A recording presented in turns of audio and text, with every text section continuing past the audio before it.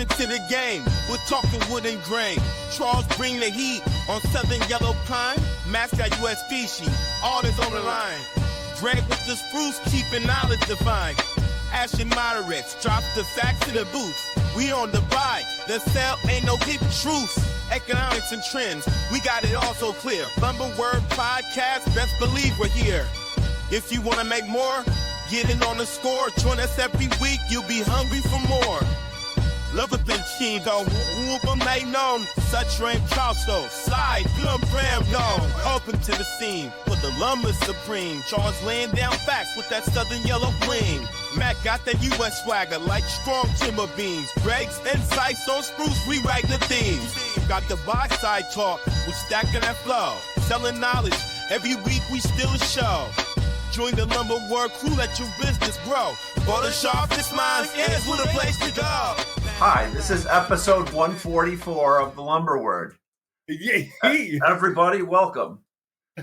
So, I gotta tell you guys, you know what? I mean, I appreciate all the people that like listen to. So I'm driving back from my golf trip, and guy's driving, and the other guy's in the front seat. I'm on the back seat talking to a customer and whatnot. And I hang up. He goes, "Wow, Riles, you really have a very soothing, like comforting, like phone voice, like a podcaster." What? Wait a minute, I am one. They're like, what? Huh? Hey, well, Ash, we had a housing statistic come out today. Existing home sales. What did they do? Existing home sales rose 1.5%. So, I mean, there you go. Wow. It was, existing home sales are just it's a low number, 4 million, and it just continues to be that function of not a lot of supply, so many people locked up, not much turnover, and and I don't see.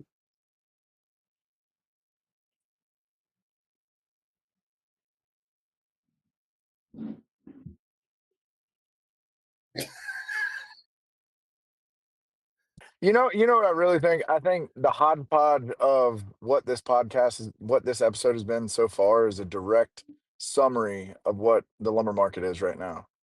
Matt Nobody called really me knows last. what's going Matt on. called me Some last things night. work, We talked some lumber. things don't. Matt, I appreciate Nobody you gets calling real me because I was in the upset. You just car kinda, with my wife going to my and you go on to the mother-in-law's next day. house. I think I saved you. it's a good, And it's a good Threw him summary the life of how things are preserver. going. we talked lumber for about a half an hour. It was interesting. I had a bunch of people call me and go, "God, the market's really tough right now, isn't it?" And I say to them, "Not really. It's okay. And it's not bad, not good." And they're like, Wow. yeah, that's right. It's not bad, not good. Everybody's fishing for what's going on. And Matt, you made the comment, everybody wants to buy 2x4 and 2x6 16s, right? And some items out there are just tough. 2x4, 2x6 14s. Yeah. Some of those items. I think, Gregg, you made the comment the other day, and Charles and I were talking. If you have something and somebody wants it, you can probably get a good order. If you have something, even if it's well bought and nobody wants it, it's kind of a slog getting that order. Or is it even worth trying right now? The other interesting thing, we've been getting a lot of feedback on the podcast. Had a guy send me something. I think I put it out in the email the other day, wanting to know. Say he listens to the podcast a lot. He's an investor. Put some money into some REITs. Was that what he put it into, Charles, or what did he put it in? Are SPAC what you wear when you work out, or is that Spanx? Okay. Yeah, I mean, I think some of it had to do with some of those SPACs and some of the guys. If you start wearing SPACs to the office, we are done, brother. We are done. I mean, those are SPACs. His feedback was, work out. Loves the podcast. Dumb it down a little bit for some of the people outside of the lumber industry that don't sometimes know what you're talking about. You officially went 100% remote. Yeah, we can get in the weeds. We can get in the weeds.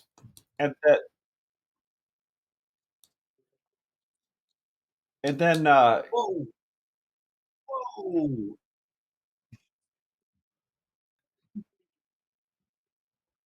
I think it's You got a because mouse in your Greg pocket? has It's an you. You're the one that encyclopedic like knowledge over of explains everything. all things framing lumber. You do. You love details, Greg? man. There's nothing wrong with that.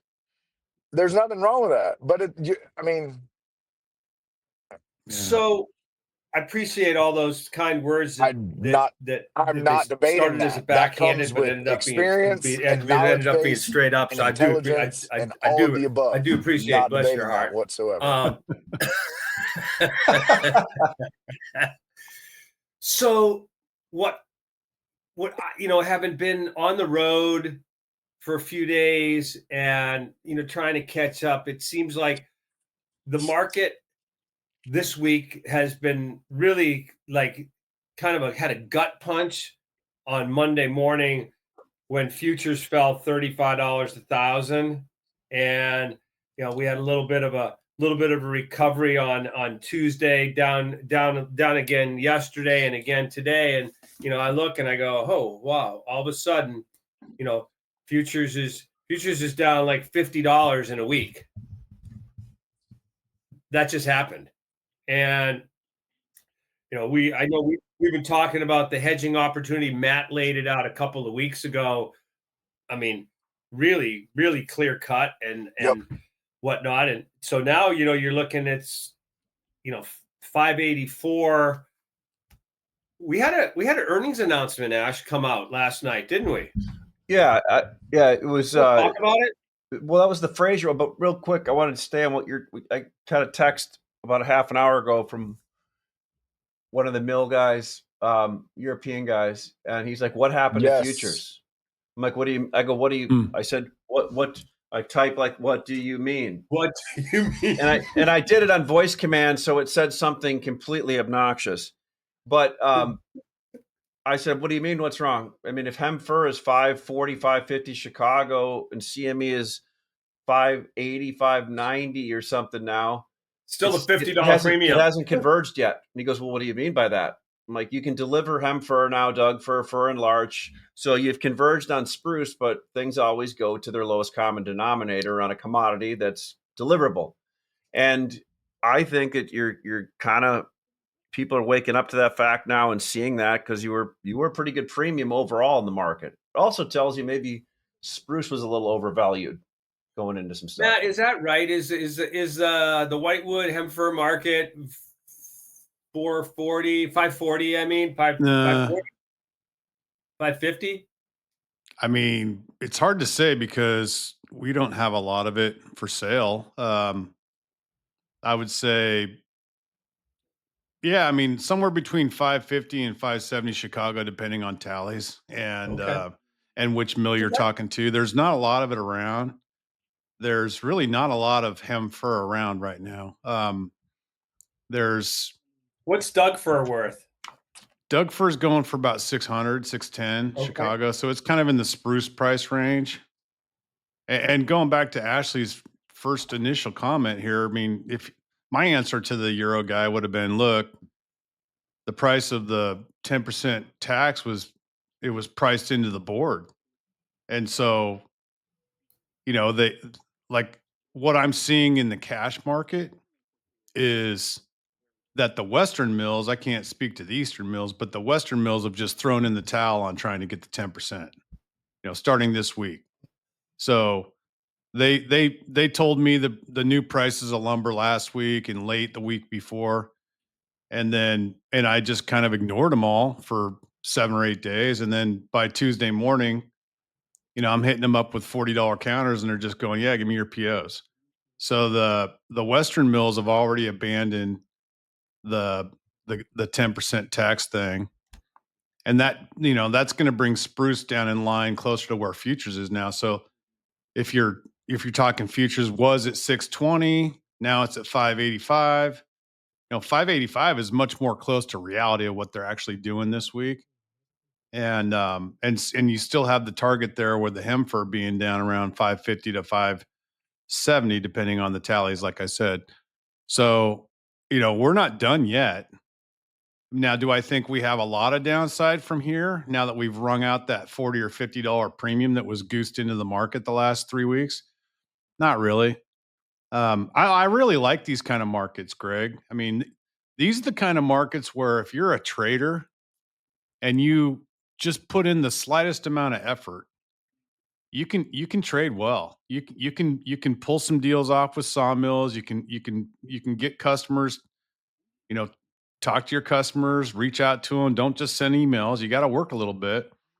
But if you want to be a trader, this is where you make your money. This is where it can be fun and interesting. So, that's kind of how I see it right now. I mean, I appreciate that level of positivity. I mean, candidly, it's like people ask me, "Hey, how's things?" I go, "Phew, it's a lot of work." Right.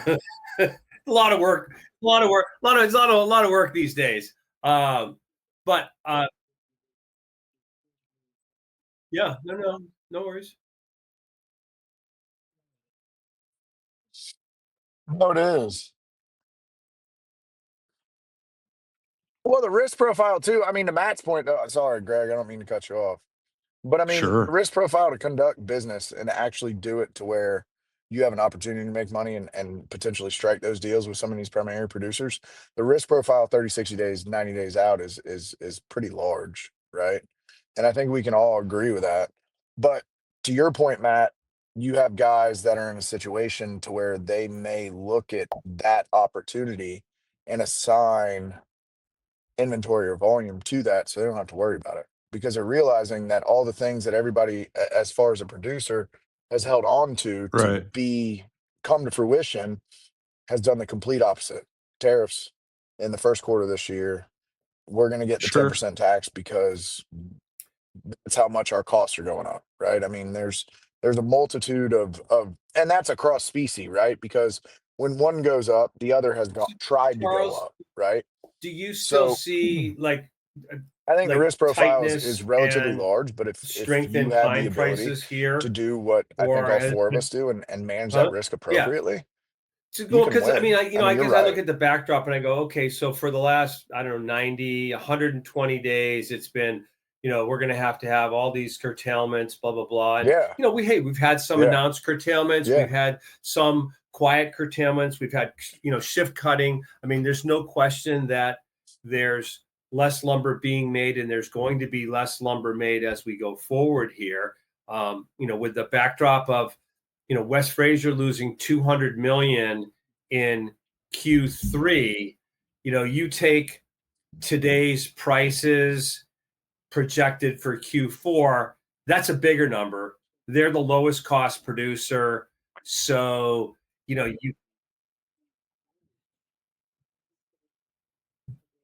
because they didn't make money in anything. Not Well, the OSB, not sheet goods was engineered really wood, painful. not Southern pine, not Canadian. Well, they also Right. have a diversified Yes. portfolio too, and I think that's what really got them. Yeah. Yeah. I think those nothing. There was no, that's my point, Matt. The sheet goods were rough, man. I mean, I Well, I got believe you can that win and you can the fight off a lot of longer fires and a lot term, of pirate ships when those things are going right. But I so mean, looking if you January, have February, a foot and two March, ponds and both of them are I draining, feel I like mean, we could see a you get caught pretty situation where quick. demand doesn't really substantially increase year over year. I mean, we could have the same kind of demand in 2026 as we've had in 2025, and yet prices could just go up. And as a combination of seasonal buying strategies that normally occur combined with more milk curtailments around that time, right? And the more milk curtailments would affect, primarily the Canadian producers, but also some of the yellow pine guys. And so, you know, look, there is definitely risk out there in the first and second quarter for higher prices. And our customers know this too. Like if you get into a conversation with it, with some of your bigger buyers, they've already thought about this stuff. It's not like a surprise. So, um, you know, it could just be, steady demand and higher prices and nobody knows why. Well, the why is just less availability. In what you see in like a supply push market, I know you don't like that, Charles, but it's like demand pull, supply push. What happens is, when you looked at that, there was like 14 days up that the market gave up in 2.5 hours in futures. And Yeah. you know, you see you've got a secondary price correction going on in the cash market right now. And it happens just because you don't have the liquidity, right? Yep. That's what it Yep. is.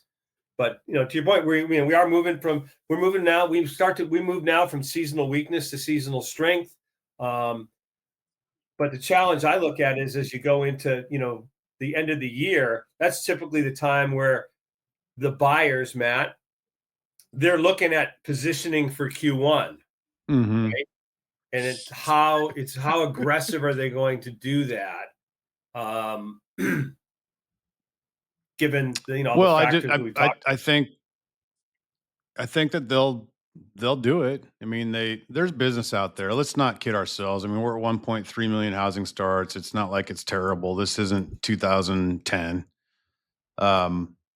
And there's business every day, and that's why I said earlier, hey, that this is a trading market. I mean, if you want to work the phones, if you want to just reach out and tap a lot of shoulders, whether it's your sawmills that you buy from or your customers that you sell to, you're going to end up with multiple transactions each day because you just put in the effort.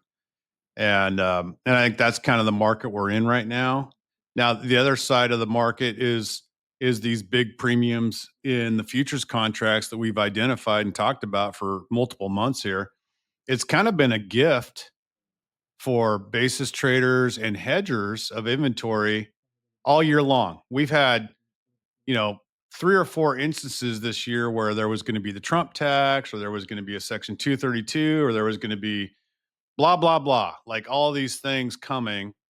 And then when they don't come, or they come, but they're different, then it deflates quickly. Right. And so, you know, I mean, if you were playing the market this year just purely from the long side, you had a few moments where you could shine, but then you spent half the year just dealing with getting rid of inventory. Yeah. Or even losing money on inventory, right? Without any kind of hedging strategy. But if you're putting basis trades on with a structured basis, and then on top of that, if you're like me, if you've got Digging out of a hole. 30 Digging cars out of of a lumber hole. on the Yeah. ground, and you trade against that all the time using the board at premiums, you know, it's no different than forward selling a job. For if I sell, like if I sold today, let's just say today I sold $620 futures cars in January. Well, I just sold $620 spruce cars or Hem-Fir cars for January shipment.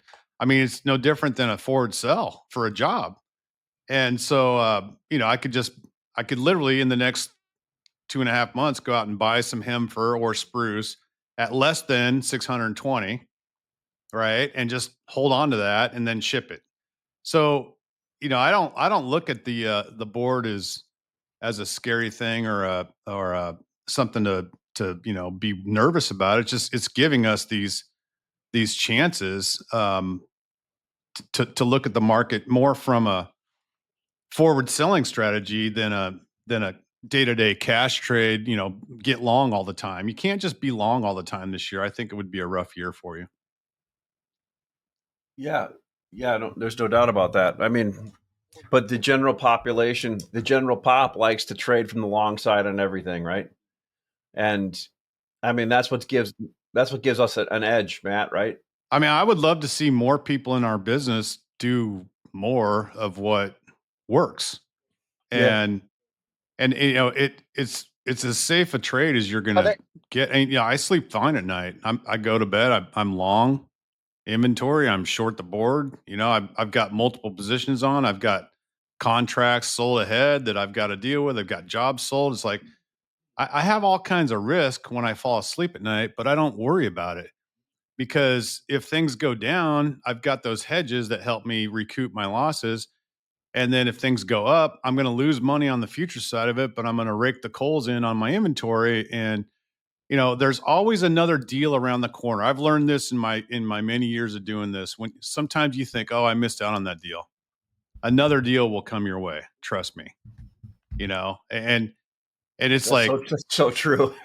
That's like I mean, I bet you guys have had trades where you put on a trade, like you shorted or you took an apartment job sale for months out, 6 months out. and then you went and bought some inventory against it, just sort of hedged like 30% of the job.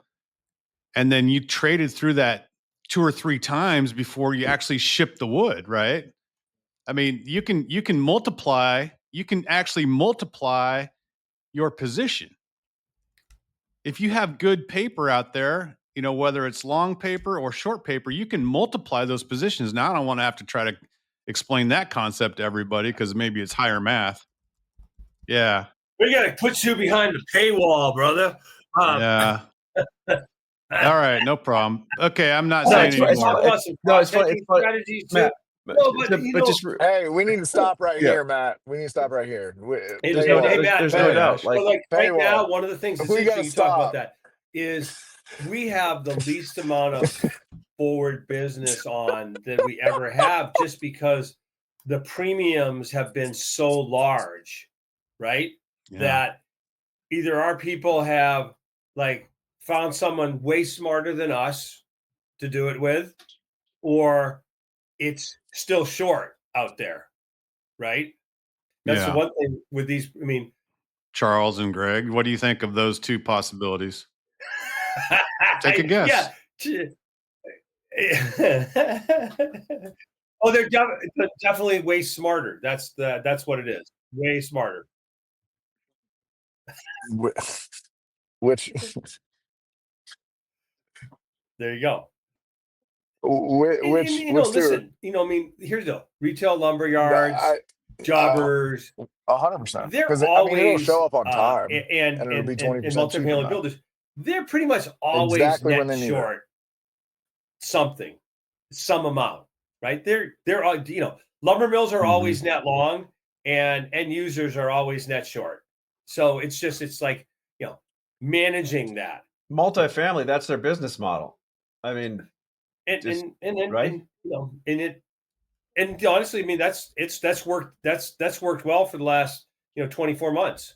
well, actually, can I correct that? Multifamily's business model is find the actual investors that own that project, find their budget, make sure they don't talk to any other lumber traders, and skewer them for as much as you can when you just find out what their price list is and how much their budget is, and you back into it, and then they make 25 to 30%. So here's a little bit of advice. If you're an investor in a multifamily project, and I've talked to some of you before, if you don't break your lumber and labor down and look at your lumber separately per piece, you're probably giving up quite a bit of percentage of profit. And you may want to go look at the car that your broker is driving. Emails coming in on that one. Well, it's true. It's the biggest amount of fat in the market is projects, because the project guys have a budget. They're like, I have a $5 million budget and 1.5 of it is for lumber, and here's my lumber package. Can you do it? Yes. Thank you. I mean, That's funny. It's cynical, but it's funny. It's true. No, it's true. I've and you know, like, but every once in a while that whole thing blows up, because if it's not covered, right? That's what. Absolutely. And, you know, I don't know. to your point, if lumber prices do move up in a vacuum between now and the first quarter, you know, by, you know, $100 to $200, $1,000, there will be all sorts of things that come out of the woodwork as a result of that, right? That's what you need. That's what you need.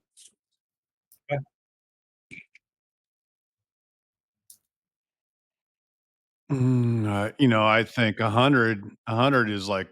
But what do you no what do you big think the deal. reality of? I think 100 is about 100% What do you think the sure. reality of that actually And then happening 200 is? is maybe 50%. If you had to put a percentage You're basis on it, going to take the what do you under. think the You're going to take reality the of that under on actually that. happening? Yeah, I wouldn't be surprised. Let's say cash is what item?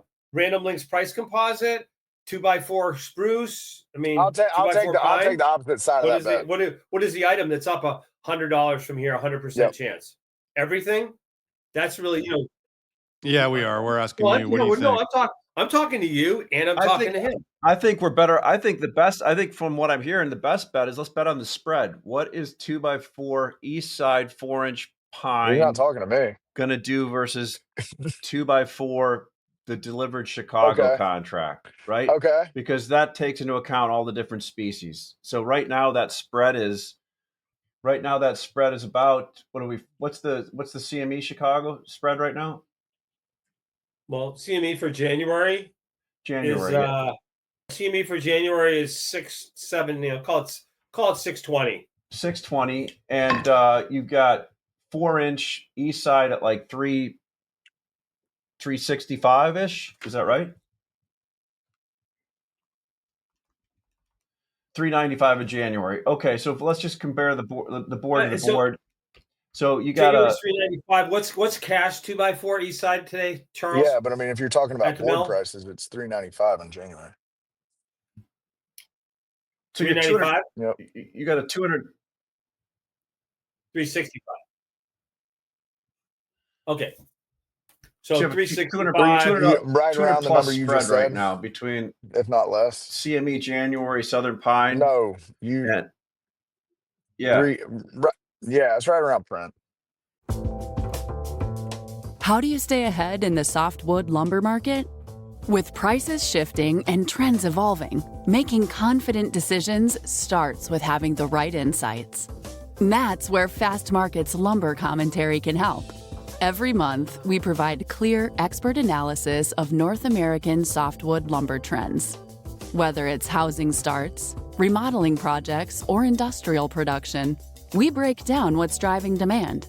You'll also get access to the trusted Random Lengths framing lumber composite price, along with key historical data and future forecasts to guide your strategy. And it's not just the numbers. Our analysts translate complex data into actionable insights, helping you make smarter, faster decisions. Get the clarity you need. Find out more at fastmarkets.com/lumbertalk. Oh, it's $220.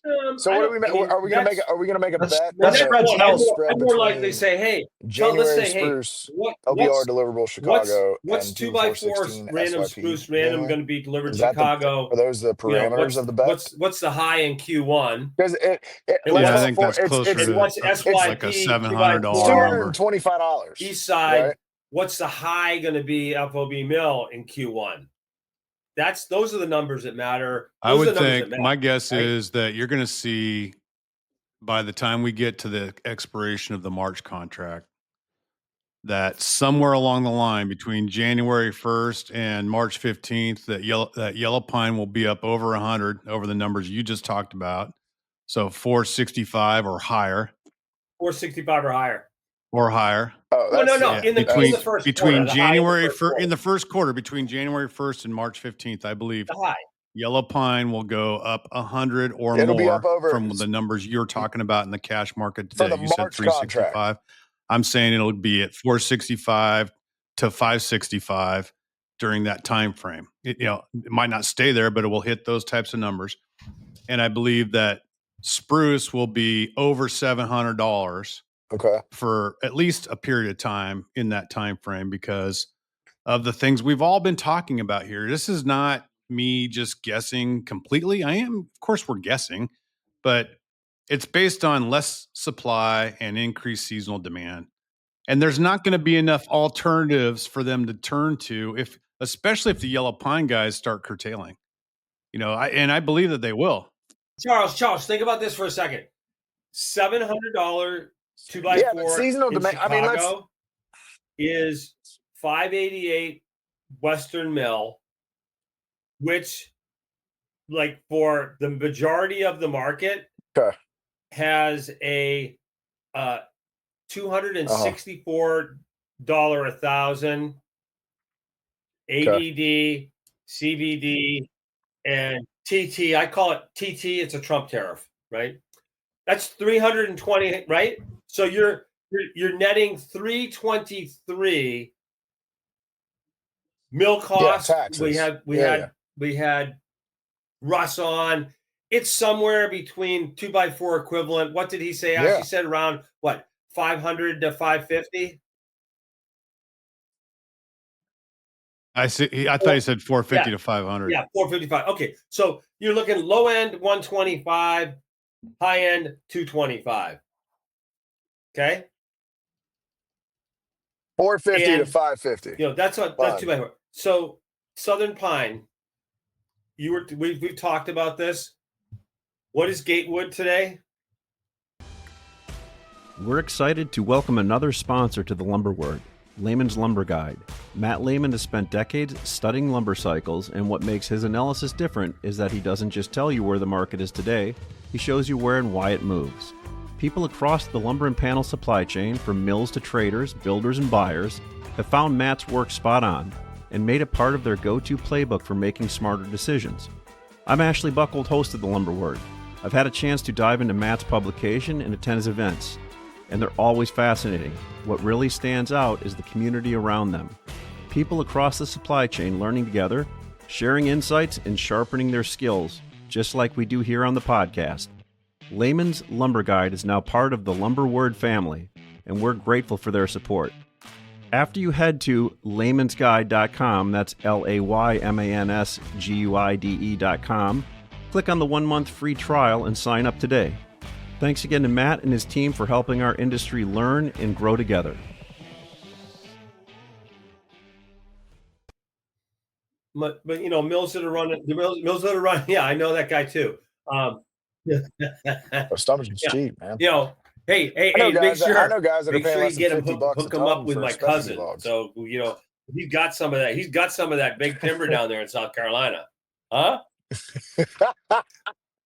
Dude, What do we figure? Like just regular stumpage mills making 4 through 12 inch Yeah. today. What are they paying at the gate? 40. I'm sure he does. So I know he $42. What is that per 1,000 board feet? 38 to $45, depending.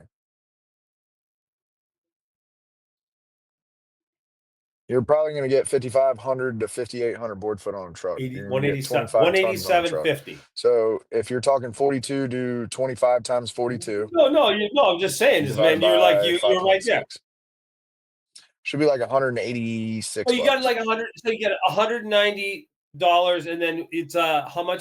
Sorry, how much? I stand corrected. Saw, so dry, then, plain, 100. No, like $100 a thousand. I like dealing with real numbers. So you're 187.50. So you're at 315. And if you look across the complex it's now, probably, if you drive, depending on what your recovery rates are, right? Divided. Let's just divide by 0.85, right? Yep. Is that good? That's fair.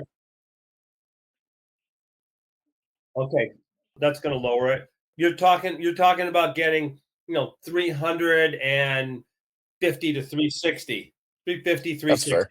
Yeah, I'd say 80%. And we look at the prices right now, and you're kind of like where the new numbers are. You're close to 50. that, depending Well, on depending on how much 4, 6, 8, 10, yeah. 12 you're making. What's your Southern Pine composite right now? Only problem, it says 327 this past Friday. So the Southern Pine composite, I'm not just sure all yellow pine. How much it makes, what makes up each basket, but so it's interesting, so right Matt. Matt, 50 number. That's not shutdown pricing, but it's kind of like part of the problem with the shutdown theory for me is that that a lot of the mills are owned by Canadian companies, and they're the ones that are hurting the most on the cash front. So, I don't know what their strategy is going to be. I'm purely conjecture here, and I'm just throwing out food for thought too. I could be completely wrong on all this stuff. Yeah. And again, I'm not a yellow pine guy, although I did trade my very first truck of Southern Yellow Pine today. Can you believe that? I bought a truck and sold it. First time in 31 years. I mean, wow. Making a move. So now that I'm an expert at yellow pine, let me tell you what I think about it. Attaboy. No, go ahead, Ash. Attaboy. It's interesting. It's a wave of the future. You were looking at the market move, but you're keeping that spread on your numbers you picked. You're keeping that spread right at $200, right? My question is, if everybody thinks that the first quarter and seasonal strength, the seasonal is going to lift prices, then why, if I'm a mill, would I shut anything right now? because we all think this. Everybody thinks the same. Maybe that's why they haven't shut anything, because they all think that things are going to be better. Charles, what's up? Yeah. Are you still relying on snail mail publications from the 70s to reach the forest products industry? It's time to upgrade. Advertise in the Lumber Word podcast and get in front of the lumber world every single week. Our episodes are tuned in by the largest segment of influencers inside and adjacent to the forest product sector. Decision makers who shape the industry. Ditch those tens of thousands spent on outdated print ads and project your product or service across the podcast universe instead. Ready to make the switch? Head to thelumberchannel.com, click on Connect, and drop us a line with your info. Let's amplify your message today.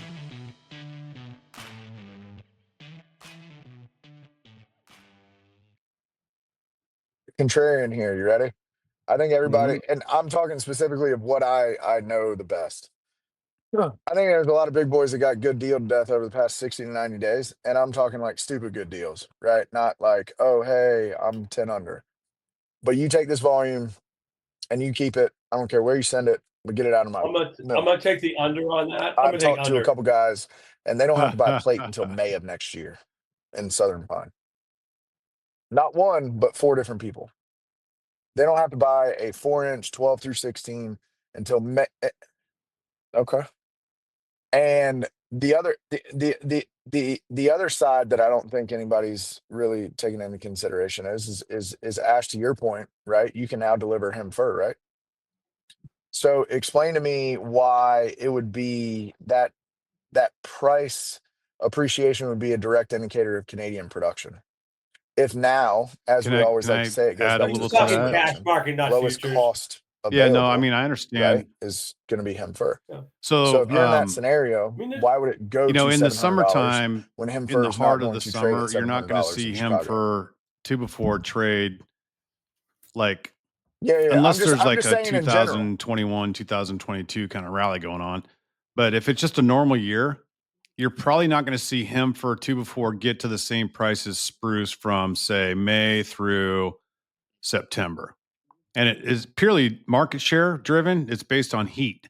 So like people in Arizona and Colorado and New Mexico and Texas, they might avoid the Hem-Fir out of the West for those months because of how hot it is. But then they come right back in October through May the next year, and they see Hem-Fir as a viable species again. And so you'll see those spreads narrow as we go throughout this next 6 months here. You'll see the spread between Hem-Fir and spruce narrow to where they're basically equal. I mean, really, for most of my career, Hem-Fir was a $40 discount to spruce. But the last 10 or 15 years, it's kind of equalized now, where you see Hem-Fir and spruce really close to each other on price. And now Doug fir is the premium species out of the West.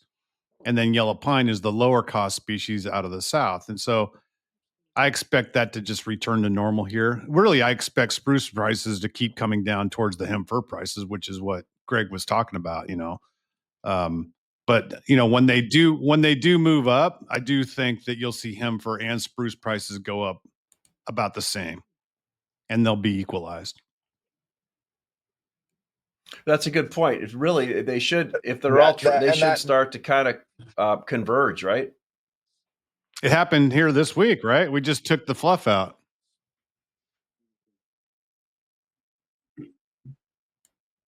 Yeah. So my well, they're only going to converge if they're going to converge when it makes sense based on demand, right? And your consumption. Honestly, I mean, that's such a seasonal. I mean, based off of what Matt just said, that's such a seasonal supply pull, as Gregg would describe, right? Or push or whatever. Yeah. That it's completely dependent on what the end user wants to do. But I can tell you, just like me shipping Southern Yellow Pine studs into central Nebraska, if it's cheap enough, they'll buy it. They don't really care what happens to it. So it's going to create a really unique conundrum, because I think we're about to go into territories, and this isn't an age joke, right? But y'all are a hell of a lot more tenured than I am in this industry, right? So the things I think that are about to happen, that I hypothesize, that are going to happen are things that are unprecedented as far as species swapping, as far as price action, as far as what we think is going to happen versus what really happens. And the only way that you can protect yourself, to Matt's point, is risk management, whether it's cross species spread, whether it's trade the board, whatever you want to do. But there's going to be I have a a lot of question unique about- and it's scenarios also, over the next 6 months. it's like when And there's going to be a lot of price when volatility and a reality lot of is different opportunity than for what people people's to trade and make expectation money. of what was But you going to got to have the happen, ability to manage the that's risk. when you And get if the you can't most manage the risk, you may outsized as well not play ball. moves, right? Just my It's 2 when cents. what everyone expects to have happen happens, then it's going to be more muted. It's when people are caught off guard, not what they're expecting.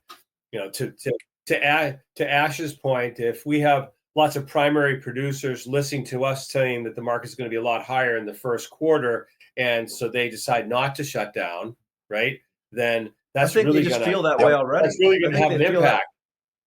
I And think really, they what I feel that want to way do is I already. want to get to the place where everybody gets to the place where I want to hear people go to me, the market's never going up. It's never going to get any better. Yeah. That's what I want to hear. Well, I think And everybody's holding until on to I hope. hear that, the market's never getting better.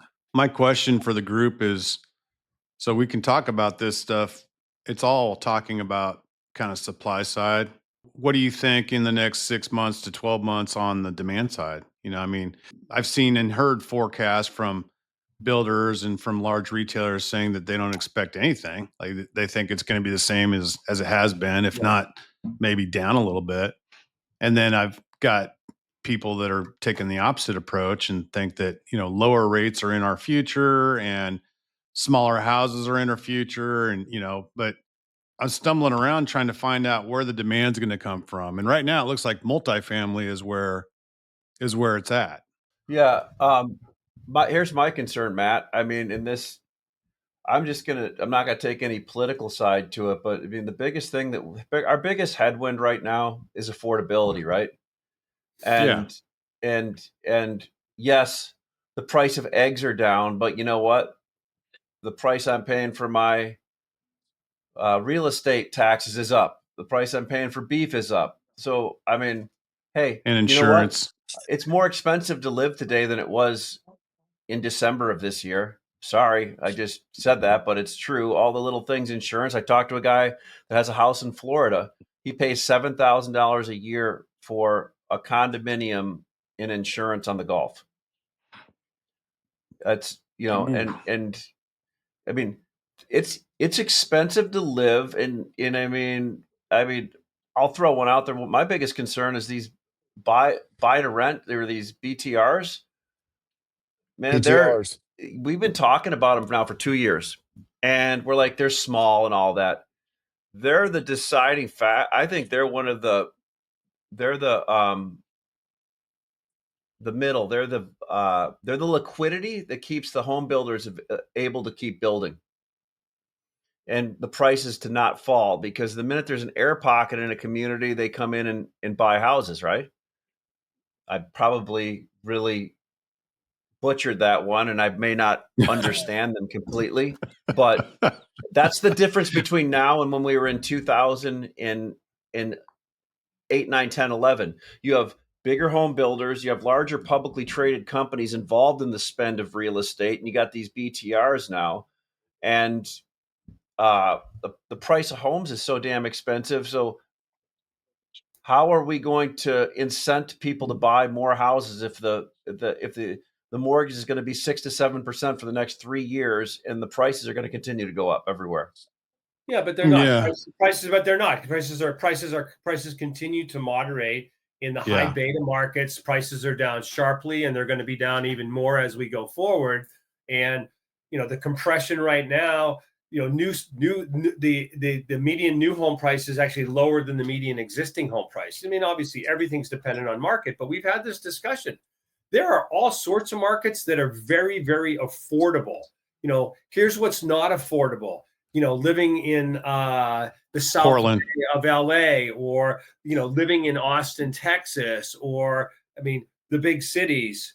Right. That's not affordable for the average person.